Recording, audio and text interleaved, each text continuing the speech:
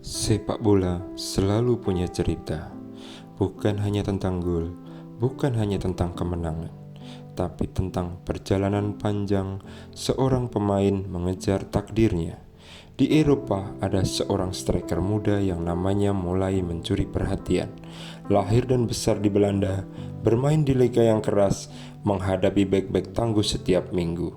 Namun siapa sangka, jalannya perlahan mengarah ke Asia Tenggara. Namanya adalah Ole Romeni, dan kisahnya mungkin saja akan menjadi bab baru bagi sepak bola Indonesia. Ole Romeni lahir di Belanda pada 20 Juni tahun 2000. Sejak kecil, sepak bola sudah menjadi bagian dari hidupnya. Seperti banyak pemain Belanda lainnya, ia ditempa dalam sistem akademi yang terkenal disiplin dan taktis. Romeni tumbuh sebagai pemain depan yang punya karakter unik. Ia bukan hanya striker yang menunggu bola di kotak penalti.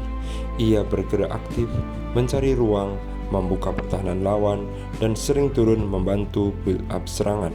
Karakter ini membuatnya cepat dilirik oleh klub profesional.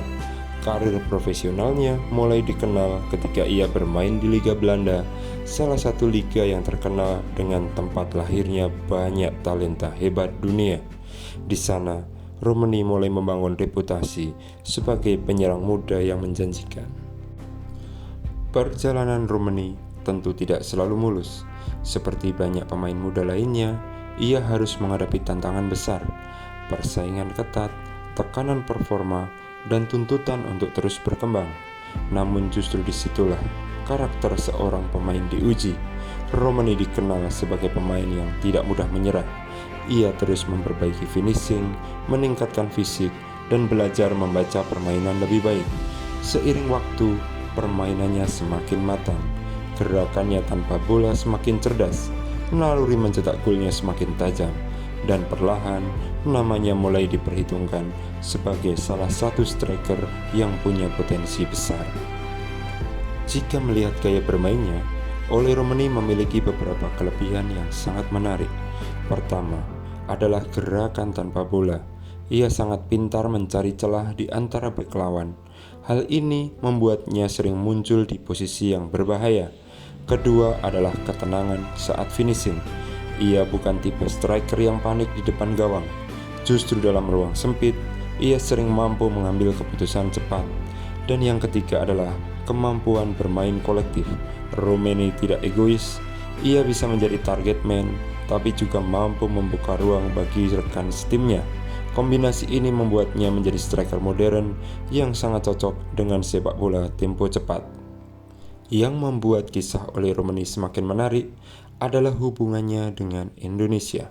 Dalam beberapa waktu terakhir, sepak bola Indonesia memang aktif mencari pemain diaspora untuk memperkuat tim nasional, dan nama Ole Romeni menjadi salah satu yang paling sering dibicarakan. Bayangkan saja, seorang striker yang ditempa di Eropa dengan pengalaman bermain di kompetisi Belanda bisa saja suatu hari mengenakan jersey merah putih. Bagi supporter Indonesia, tentu ini adalah harapan besar, karena Indonesia membutuhkan striker yang bukan hanya tajam, tapi juga punya pengalaman bermain di level kompetisi tinggi. Ole Romeni awalnya tidak tahu menahu soal asal-usulnya. Ia baru menyadari potensi kewarganegaraan Indonesia setelah seorang wartawan mengangkat berita tersebut. Awalnya Romeni merasa bingung karena ia lahir dan besar sebagai warga negara Belanda. Setelah bertanya kepada ibunya, terungkaplah sebuah fakta melalui akta kelahiran neneknya, Helen Wilhelmina Romeni, yang lahir di Medan pada 2 April tahun 1923. Cerita-cerita sang nenek tentang Pulau Sumatera menjadi kompas emosional yang menuntun Ole untuk kembali ke tanah leluhurnya.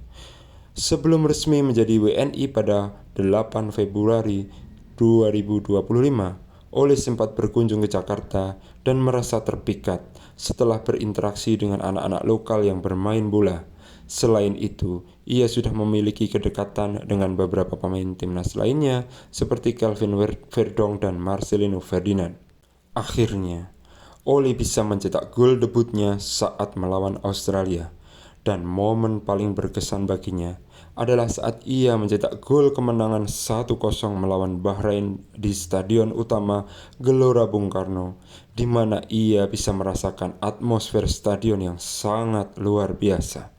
Perjalanan Oli Romeni bukan sekedar naturalisasi sepak bola, melainkan sebuah perjalanan penemuan jati diri yang berawal dari dokumen tua hingga menjadi kebanggaan supporter Garuda. Sepak bola selalu penuh kejutan.